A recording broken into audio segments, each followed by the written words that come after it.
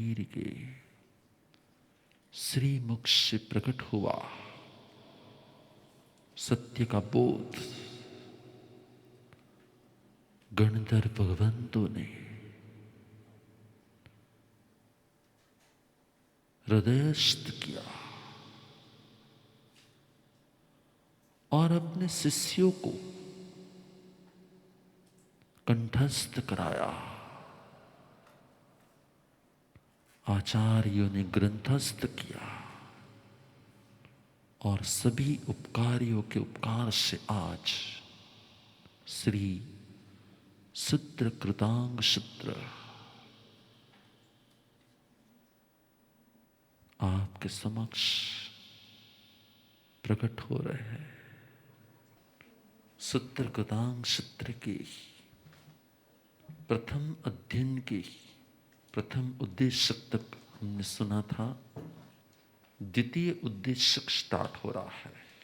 नियतिवाद आघायम पूर्ण एगेसिम उवर्ण पुडोजिया वेदयंती सुहम दुखम અધુવા લુપંતી ઠાણ ઓ. ભાવાર્થ વળી કોઈ મતવાદીઓનું કહેવું છે કે બધા જીવો ભિન્ન ભિન્ન છે.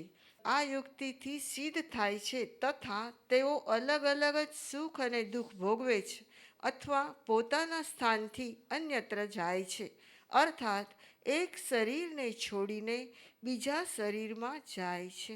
ણત્તમ સંયમ કડમ દુઃખમ કવો અણ કડમ જણમ સુહમ વા જહિમ વા દુઃખમ સેહિયમ વા અસેહિયમ. ણ સંયમ કડમ ન અણહિમ વેદયંતી પુડોજિયા સંગઈયમ તમ તહાતેસિમ ઇહમેગેસિમ સમાહિયમ.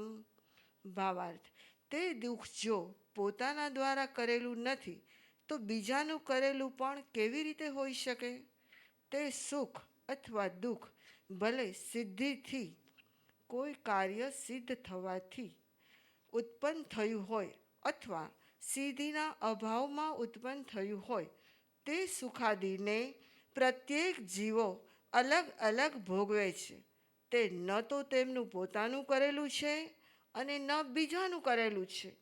તેનું તે સુખ કે દુઃખ સાગંતિક એટલે કે નિયતિ દ્વારા કરેલું છે.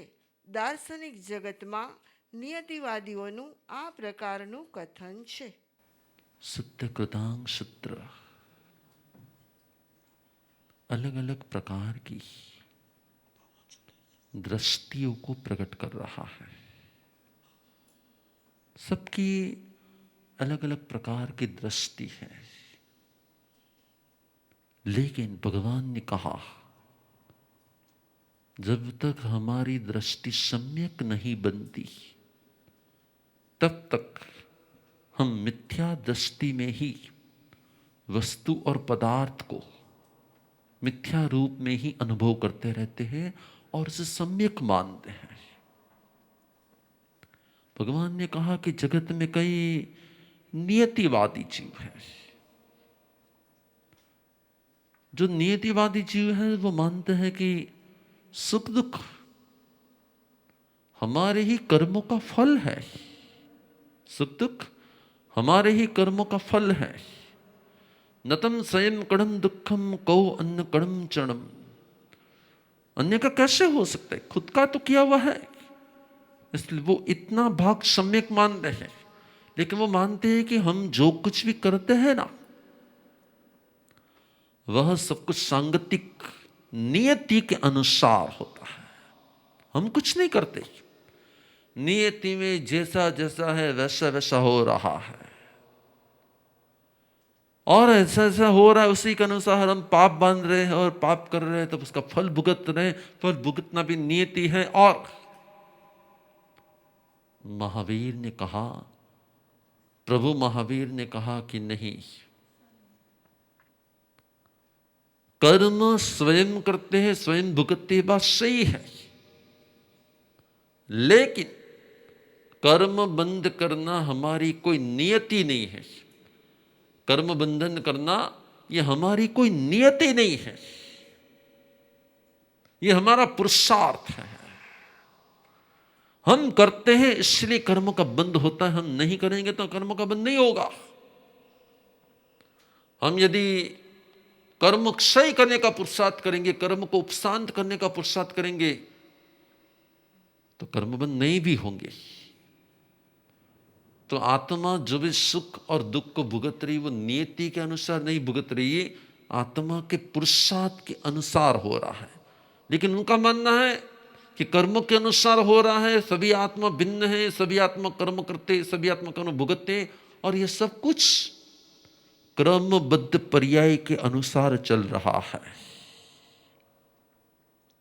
भगवान ने कहा ऐसा नहीं है, सब कुछ क्रमबद्ध पर्याय के अनुसार नहीं चल रहा है, सब कुछ पुरुषार्थ के अनुसार चल रहा है। और इसीलिए परमात्मा महावीर ने कहा कि सव्वे भावा अनियया, हमारे भाव अनियत होते हैं, हमारे आसपास के संयोग कर्माधीन है, लेकिन भाव स्वाधीन है। हम जैसा भाव करते हैं उसी प्रकार से भविष्य बनता है। हम जो भाव करते हैं उसी के अनुसार भविष्य बनता है। और इसलिए नीति में जो होता है उसी प्रकार के हमारे भाव होते हैं, उसी प्रकार का सब कुछ होता है, और उसी प्रकार से सब कुछ नियत हो जाता है। तभी तो केवल ज्ञान में सब दिखता है। नियतिवादी का तर्क होता है कि तभी तो केवल ज्ञान में सब दिखता है। भगवान महावीर ने कहा कि नियतता छद्मस्त का सब्जेक्ट नहीं है। नियति को स्वीकार करना छद्मस्त का सब्जेक्ट नहीं है। यदि हम सब कुछ नियत मानते हैं तो फिर हमारा धर्म पुरुषार्थ निकल जाएगा। જ્યારે મોક્ષ થવાનું હશે ત્યારે થશે, નક્કી જ છે કે આપણું મોક્ષ ક્યારે જવાનું છે, કેવલનાની કેવલનામાં જોયેલું જ છે, પછી આપણે ચિંતા કરવાની જરૂર છે નહીં। એ સમય આપણા ભાવ શુદ્ધ થઈ જશે, એ સમય આપણો પુરુષાર્થ ઉપડી જશે, અને એ સમય આપણો મોક્ષ થઈ જશે। भगवान ने कहा नहीं, छद्मस्तों के लिए नियति नहीं होती है, छद्मस्त के लिए पुरुषार्थ होता है। और इसी सब्जेक्ट को बहुत डीपली इस श्रीगणांग सूत्र में समझाने का भगवान ने पुरुषार्थ किया कि हे भव्य जीवो, आप जो करोगे वो पाओगे। जो नियत है वो पाओगे ऐसा नहीं है, आप जो करोगे वो पाओगे। नियतिवाद, भगवान ने कहा नियति को मानना छद्मस्तु का पतन कराता है। नीति का शिकार करना छद्मस्तु की भावनाओं को विभाव में लाता है। एवं में आयम जंपंता बाला पंडिय माणियो नियया अणियम संतम अणायंता અબુદ્ધિયા। ભાવાર્થ, આ પ્રકારે નિયતિવાદની વાતો કરનાર, પોતાને પંડિત માનનાર બુદ્ધિહીન એવા નિયતિવાદીઓ સુખ દુઃખ વગેરે નિયતિકૃત અને અનિયતિકૃત બંને પ્રકારના હોય છે તે જાણતા નથી। એવં મેઘે ઉપાસથા તે બુજો વિપગભિયા એવં ઉઠ્ઠિયા સંતા નતે દુઃખ વિમોખયા। ભાવાર્થ, આ પ્રકારના કોઈ નિયતિવાદીઓ પાસે રહેનારા પાર્શસ્થ અથવા કર્મબંધના જકડાયેલા પાર્શસ્થ વારંવાર નિયતિને જ સુખ દુઃખાદિના કર્તા કહેવાની ધૃષ્ટતા કરે છે। આ રીતે પોતાના સિદ્ધાંત અનુસાર પરલોક સંબંધી ક્રિયામાં ઉપસ્થિત થવા છતાંય તેઓ પોતાને દુઃખથી મુક્ત કરી શકતા નથી। जब कोई व्यक्ति किसी एक मान्यता में रहता है तो क्या होता है, तो वो उसी मान्यता को पकड़ के चलता रहता है। लेकिन भगवान ने कहा कर्म और सुख दुख, यदि हमारे कर्म निकाचित होते हैं तो सुख और दुख नियत होते हैं, और हमारे कर्म निद्दत होते हैं तो फिर सुख दुख भी अनियत होते हैं। तो भगवान ने कहा कई लोग ऐसे होते हैं एव मेगी उपासक था, कई लोग ऐसे होते हैं बाला पंडिय माणियों, वो इस प्रकार के होते हैं कि वो समझ ही नहीं पाते हैं और वो सिर्फ एक ही बात की पकड़ रखते हैं। लेकिन यदि परमात्मा की दृष्टि को समझा जाए तो नियति भी होती है और अनियति भी होती है। अज्ञानवाद जवीणो मेघा जहासंता परियाणेन वज्जिया असंकीयायीं संकन्ते संकीयायीं असंकीर्णो परियाणी याणी असंकंता पासियाणी असंकीर्णो अणाण भय संविंगा સંપલિતિન તહિમ તહિમ. ભાવાર્થ જેવી રીતે પરિપાત્ર સંરક્ષણથી રહિત અત્યંત ઝડપથી દોડતા મૃગો શંકાથી રહિત સ્થાનોમાં શંકા રાખે છે અને શંકા કરવા યોગ્ય સ્થાનોમાં શંકા કરતા નથી. સુરક્ષિત સ્થાનોને શંકાસ્પદ અને બંધનયુક્ત સ્થાનોને શંકારહિત માનતા અજ્ઞાન અને ભયથી ઉદ્વિગ્ન તે મૃગલાઓ ચો તરફ દોડે છે અથવા તે પાસયુક્ત બંધનવાળા સ્થાનોમાં જઈ પહોંચે છે. અહમ તે પવે જવજ્જમ અહે વજ્જ સવાવયે મુચે જપય પાશાઓ તમ તુ મંદે ણ દેહઈ. જો તે મૃગ તે બંધનને ઓળંગીને ચાલ્યો જાય અથવા તેની નીચે થઈને નીકળી જાય તો પગમાં પડતા પાસ બંધનથી તે છૂટી શકે છે, પરંતુ તે મૂર્ખ મૃગ તે બંધનને જોતો જ નથી. અહિયપણાણે વિષમંતેણું વાગયે સે બધે પય પાસે હિમ તથ્થ ગાયમણી અચ્છઈ.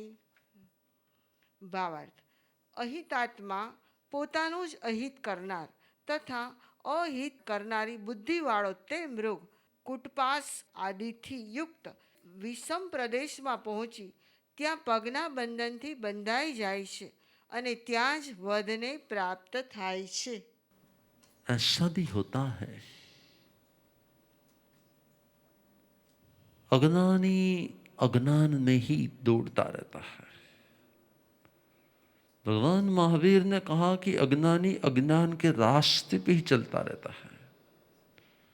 जिस तरह से वन में मृग होते हैं, वो कोई भय को देखते तो भागते हैं, लेकिन भागते भागते क्या करते हैं, लेकिन वह भागते भागते जहां से बचने का रास्ता होता है ना, वहां से भाग जाते हैं, और जहां पे भय का कारण बंधन का कारण होता है वहां पे पहुंच जाते हैं। इसी प्रकार से अज्ञानियों का ऐसा हो जाता है, सत्य की प्राप्ति की तरफ वो जाते नहीं हैं और असत्य की प्राप्ति की ओर वो चले जाते हैं। जवीणो मिगा, मिगा मीन्स मृग, मृग का हमेशा के लिए ऐसा होता है, वो समझ नहीं पाते कि क्या करना चाहिए, वह समझ नहीं पाते कि क्या करना चाहिए। अज्ञानी का ऐसा ही होता है, वो अपनी समझ के अनुसार चलते हैं। क्या होता है? वो अपनी समझ के अनुसार चलते हैं। इसीलिए भगवान ने कहा सर्वज्ञ के सत्य को समझना बहुत जरूरी है। सर्वज्ञ के सत्य को समझना बहुत जरूरी है। हम अपनी ही मिथ्या मान्यताओं की पकड़ में आ जाएंगे ना, तो क्या हो जाएगा, हम उसकी पकड़ रखेंगे, और जैसे ही पकड़ रखेंगे फिर उसी प्रकार के भाव हो जाएंगे। कोई मिथ्यावादियों ना संपर्क में વધુ न जाओ જોઈએ। आज के नेट के युग में हम बहुत सारे विकल्प ढूंढ लेते हैं। यदि सुनाने वाले की दृष्टि सम्यक नहीं होगी तो सुनने वाले के भाव भी असम्यक हो सकते हैं। इसीलिए भगवान ने कहा कि आपकी सत्य दृष्टि को जोखिम हो जाता है, आपकी सम्यक दृष्टि को जोखिम हो जाता है।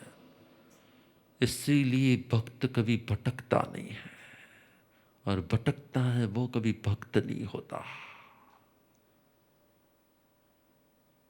मेरे गुरु की मेरे पर दृष्टि ही काफी है,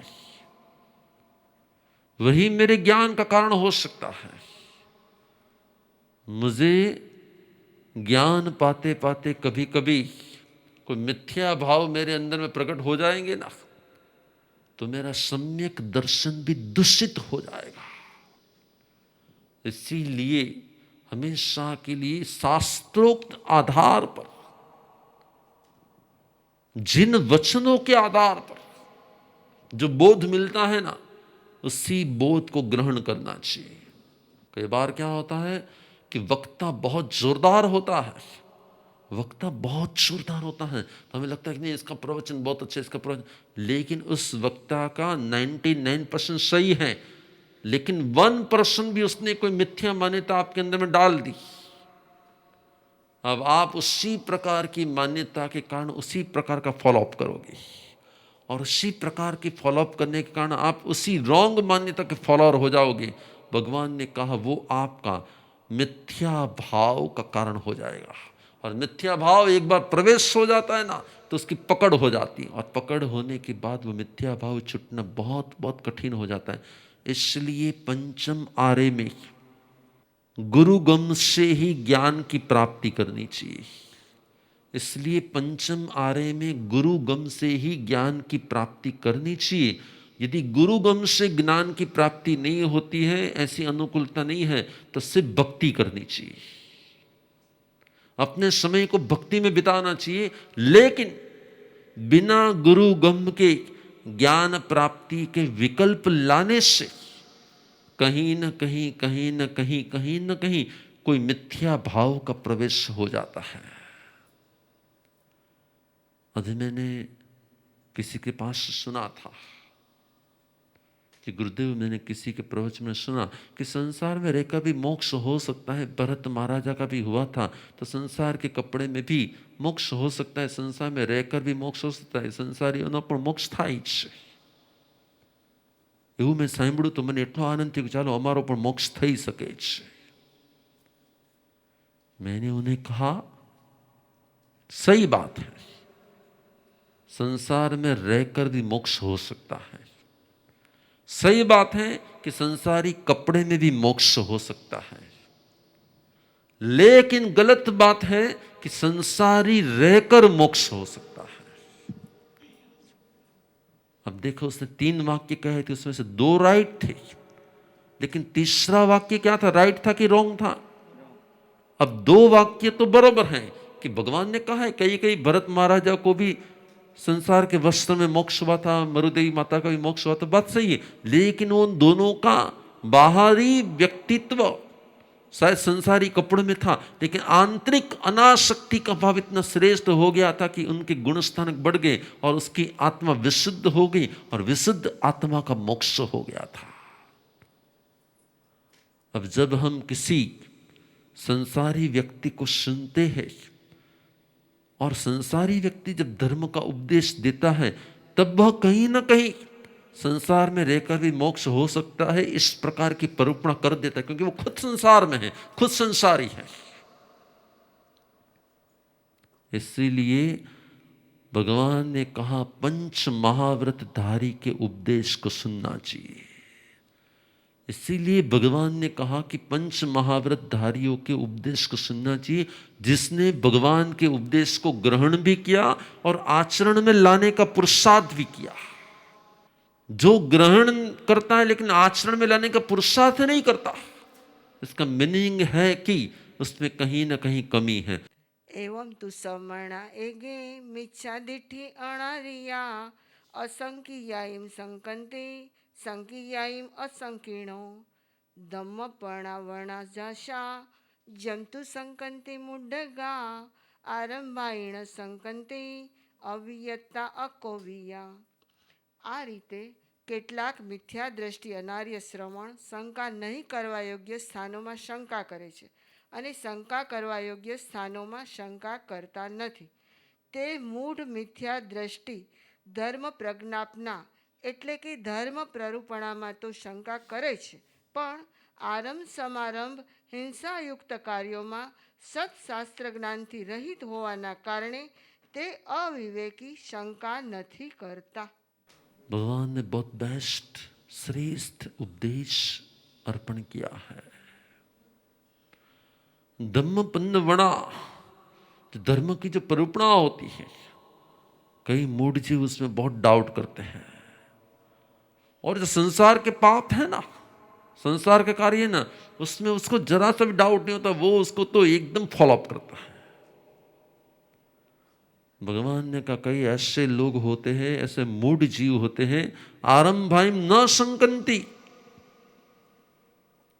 वो संसार के कार्य में जरा सी भी डाउट नहीं करते, शंका नहीं करते, उसको तो बंद आंखों से भी फॉलोअप करते हैं। जैसे ही धर्म की बात आती है ना, आम केम अवश्य काम, अब आम हो तो हम केम थाए, ऐसा ऐसा तो नहीं हो सकता, उससे धर्म के बारे में बार बार डाउट होता है। तो धर्म का सब्जेक्ट होता है तब डाउट होता है, और संसार का सब्जेक्ट होता है बस चलता है वो। भगवान ने कहा ऐसे भी मूढ़ जीव होते हैं, स्वपगम व्युकसन, ऐसे भी बहुत लोग होते हैं तो ये समझ नहीं पाते कि सत्य क्या है, मुझे क्या करना चाहिए, मेरे लिए क्या योग्य है, मेरे लिए क्या अयोग्य है।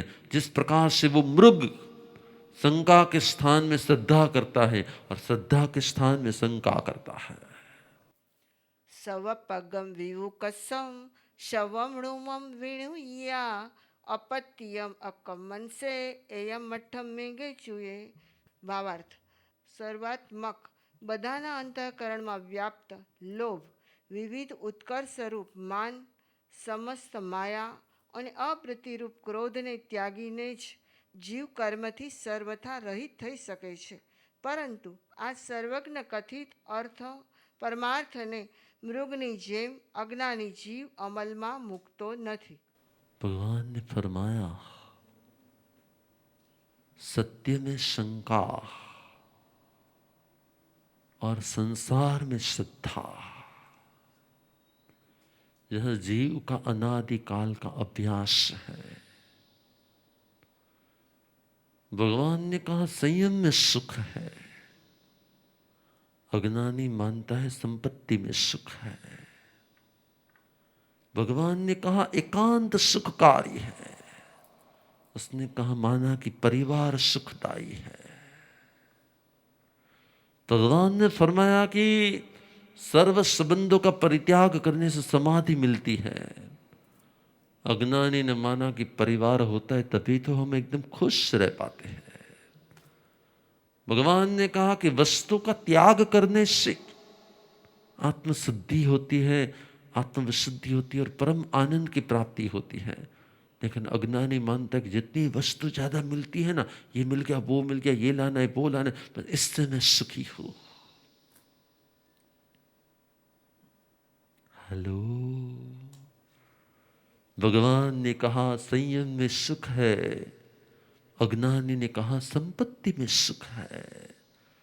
भगवान ने कहा त्याग आनंददायक है, अज्ञानी ने माना कि भोग आनंददायक है। अब देखो भगवान की दृष्टि और हमारी दृष्टि, अनुकूल संयोग में ही आनंद में आ जाते हैं कि प्रतिकूल संयोग में भी आनंद में आ जाते हैं। जब जब अनुकूल संयोग में आनंद का अनुभव हो ना, तब तब मानना है कि हमारे संयम का खून हो रहा है। जब जब अनुकूल संयोगों में आनंद का अनुभव हो, तब तक मानना है कि हम भगवान की वाणी के विपरीत जा रहे हैं, और भगवान की वाणी के विपरीत जाना संयम का खून होता है। जैसे प्रतिकूलता में आनंद हो गया, जैसे प्रतिकूलता में आनंद हो गया, उसने संयम का उत्थान किया। और जिसने प्रतिकूलता में जिसका आनंद अवशेष होने लगा, समझ लेना कि वह संयम का पतन कर रहा है।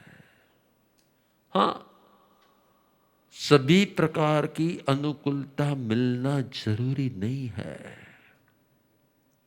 लेकिन यहां पर बताया कि वह मान, माया, क्रोध, लोभ, अनुकूलता, संयोग, इन सब में वह अपने आप को सुखी मानता है। और जहां जहां परमात्मा के वचन है, वहां वहां उसे दुख का अनुभव होता है।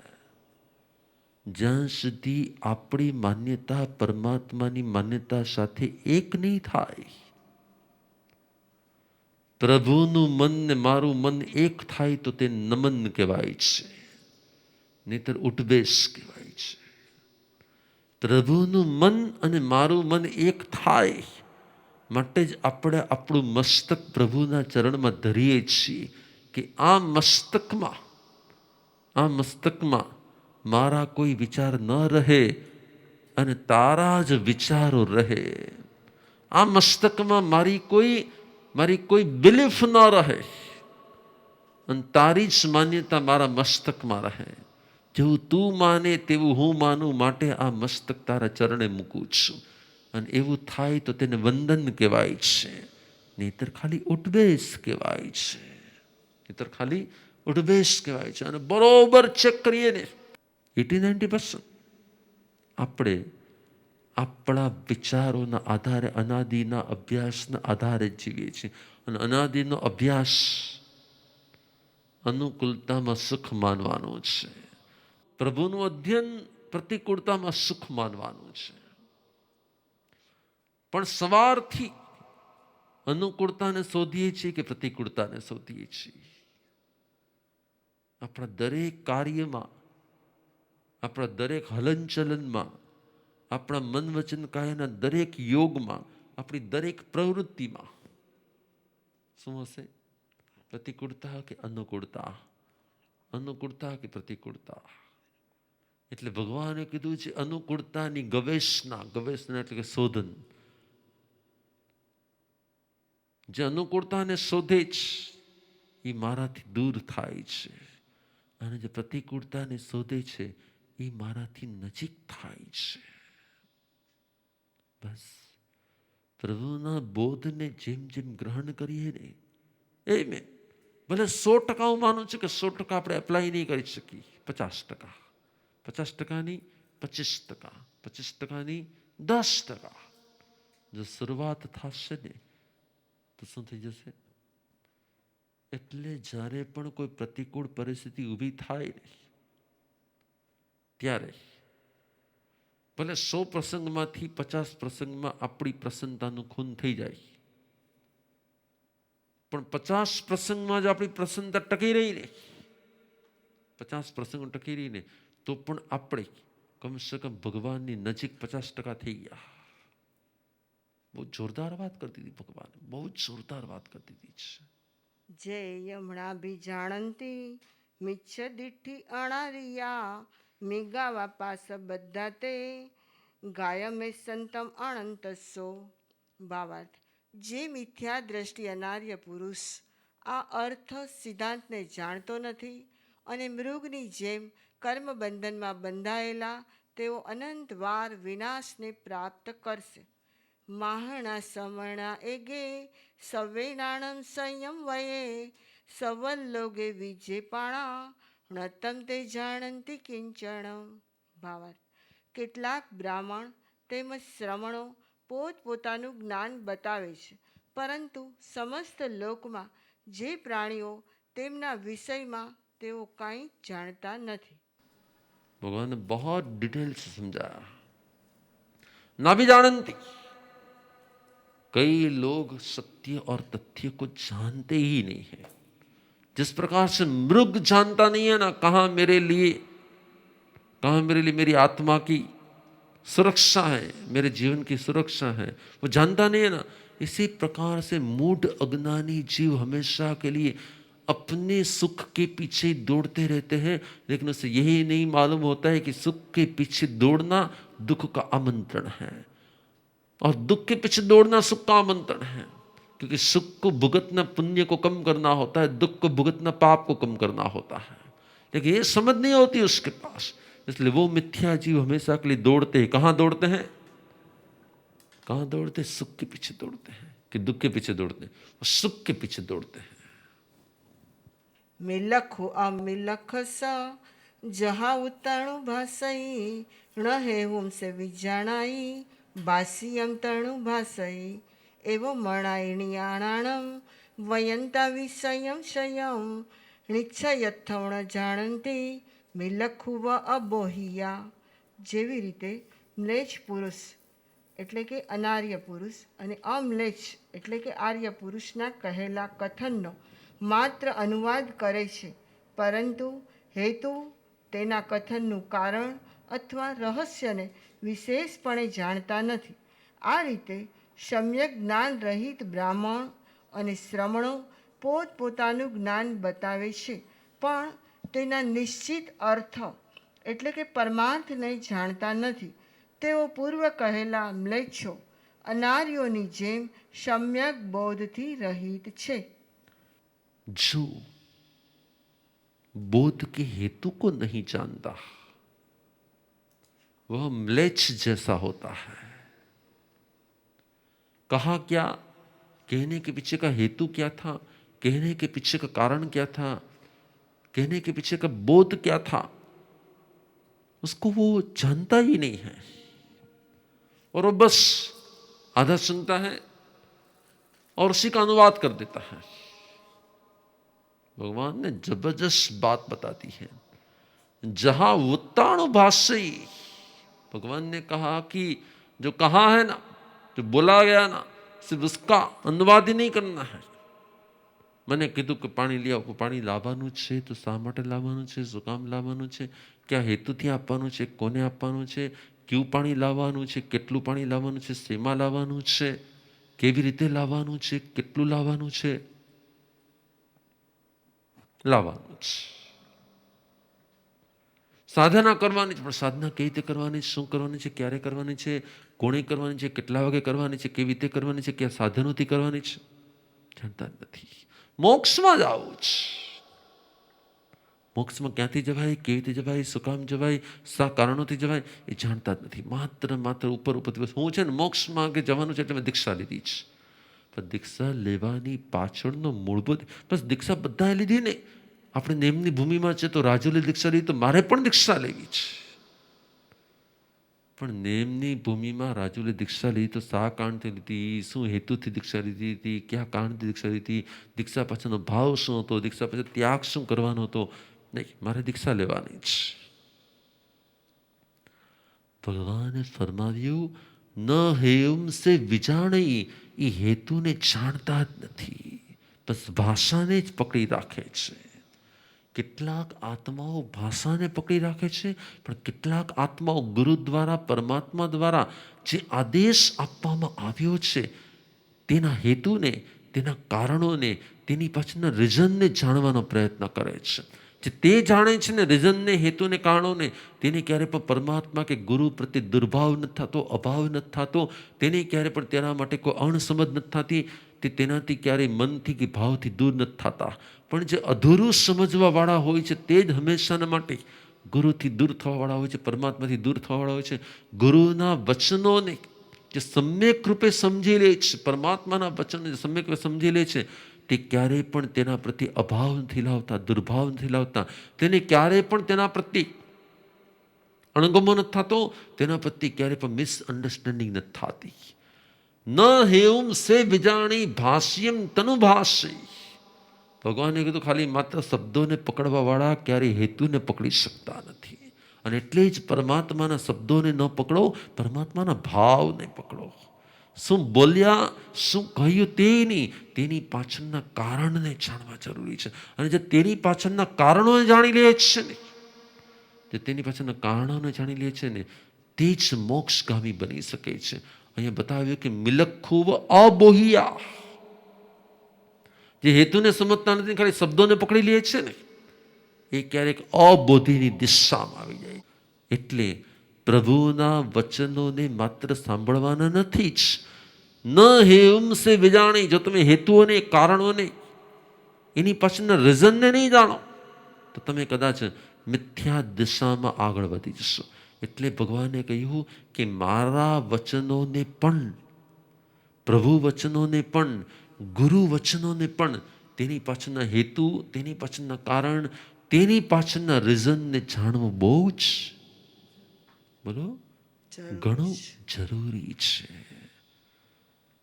સૂત્ર કૃતાંગ સૂત્ર. દર્શાવે છે કે જગતના અનેક દર્શનો માત્ર શબ્દોને પકડવાવાળા છે અને તે દર્શનના ફોલોવર્સ તેના શબ્દોને પકડીને ચાલતા હોવાથી તે મિથ્યા પ્રલાપ કરે છે, મિથ્યા વ્યવહાર કરે છે અને મિથ્યા પુરુષાર્થ કરે છે. એટલા જ માટે પ્રભુએ કીધું કે નિયતિવાદ હોય કે ક્ષણિકવાદ હોય, જેટલા પણ વાદ છે તે માત્ર ને માત્ર પૂર્ણ હેતુઓને ન સમજવાના કારણે અપૂર્ણ શબ્દોને समझीने તે वाद उभा થાય છે. जगत के जो भी दर्शन है वो सभी दर्शन कहीं न कहीं अपने एक एंगल को देखते हैं, बाकी के एंगल को देखते ही नहीं है.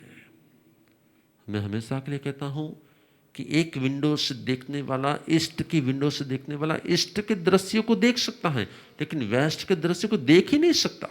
और वेस्ट की विंडो ओपन करने वाला वेस्ट को देखता है, ईस्ट को देखता ही नहीं है.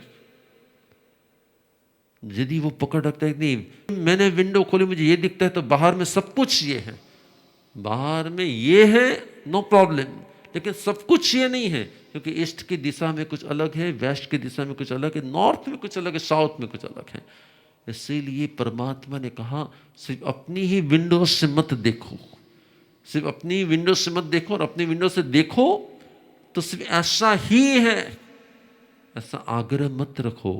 अलग अलग विंडो से अलग अलग सब कुछ हो सकता है. इसीलिए सूत्र कृतांग सूत्र अलग अलग प्रकार की दृष्टियों को, अलग अलग प्रकार की धारणाओं को, अलग अलग प्रकार की मान्यताओं को, अलग अलग प्रकार के विचारों को आपके सामने दर्शाते हुए आपकी दृष्टि को अलग अलग फिल्टर से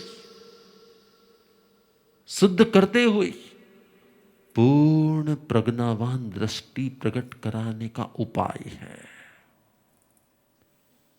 सूत्र कृतांग सूत्र में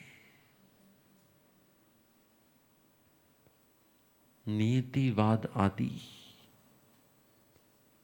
अलग अलग पॉइंट ऑफ व्यू, अलग अलग दृष्टिकोण, अलग अलग दार्शनिकों की दृष्टि आपके सामने प्रकट की गई है. और जब हम सभी दृष्टियों को समझ पाते हैं तभी हम सम्यक दृष्टि को समझ पाते हैं. परमात्मा के श्रेष्ठ आगम श्री सूत्र कृतांग सूत्र की वाचना करते हुए, प्रभु के बोध को हृदय में धारण करते हुए, हे परमात्मन हमारी ओर से